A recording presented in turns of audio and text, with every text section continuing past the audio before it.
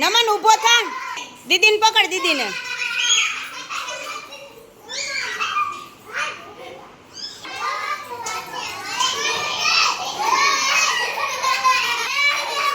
હાલો કીર્તિ, તું નમનને પકડવા જા. કીર્તિ, નમન દોડ, નમન દોડ, કીર્તિને પકડ. નમન બેસી જા, દીદી પાસે બેસી જા. બેસી જા, દીદી પાસે બેસી જા. ચાલો કીર્તિબેન.